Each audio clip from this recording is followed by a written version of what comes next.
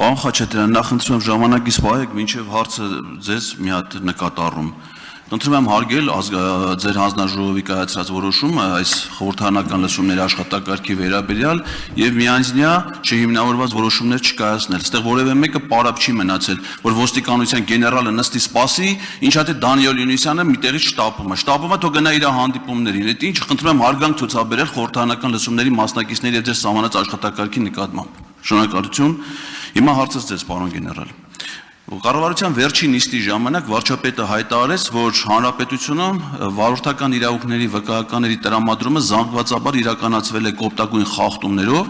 եւ ըստ էության կասկածի տակ դրեց բոլոր վարորդական իրավունքների վկայականների լեգիտիմությունը, բերելով իր կոռուպցիոն պատմության օրինակը, որ ինքը իր վարորդական իրավունքի վկայականը ստացել է 300 մետր հեռավորությունից։ Ես ուրեմն անամ այդ հայտարարությունից հետո ոստիկանությունում նախաձեռնվել է ծառայողական քննություն, պարզելու համար, թե ինչ խայտառակ իրավիճակ է տիրում ըստ վարչապետի արձանագրումների վարորդական իրավունքների վկայականների տրամադրման գործընթացում։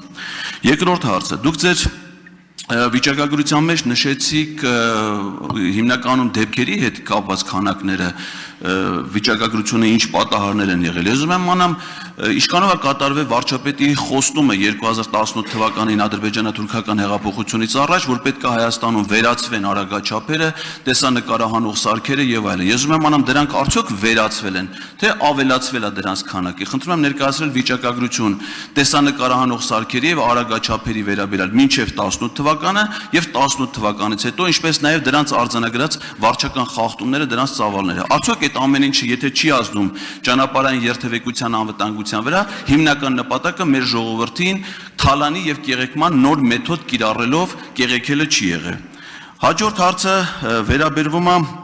ոստիկանության ծառայողի կողմից, որը ուղեկցել էր վարչապետի Ավտոշարասյանը ազգային ժողովում կանոնակարգով չնախատեսված հանդիպմանը մասնակցելու համար հղի կնոջը սպանելու։ Ես գիտեմ, որ ոստիկանության գործունեությունը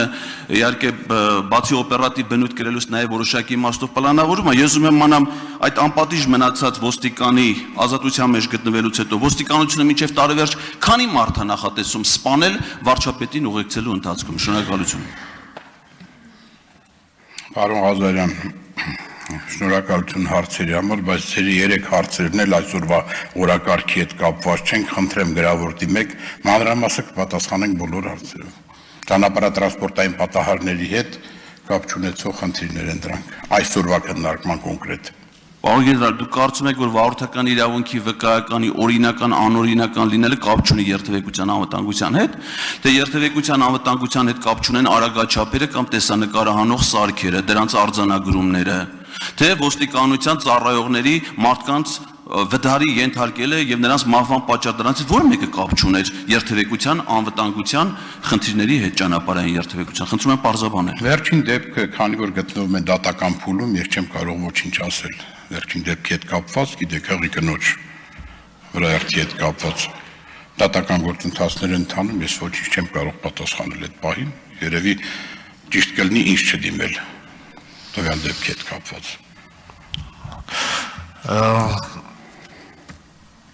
Արագաչափերի եւ մնացած ձեր հարցերի մասով, պարոն Ղազարյան, ես կարծում եմ, որ ավելի մասնագիտական պատասխան զեկույց կունենանք, սա մեկ։ Երկրորդը կանոնակարգով, աշխատակարգով ես իրավասու եմ որոշակի փոփոխություններ կատարել օրակարգի մեջ եւ եթե ցանկություն չունեիք լսելու պարոն Յովհաննիսյանի ելույթը, կարող եք դուրս գալ եւ խնդրում սրանից հետո դիտողություններ մի արեք աշխատակարգի վերաբերյալ, որովհետեւ եթե ծանոթ լինեիք, կտեսնեիք, որ ես որոշակի նպատակահարմարություններից ելնելով կարող եմ ինչ-որ փոփոխություններ անել։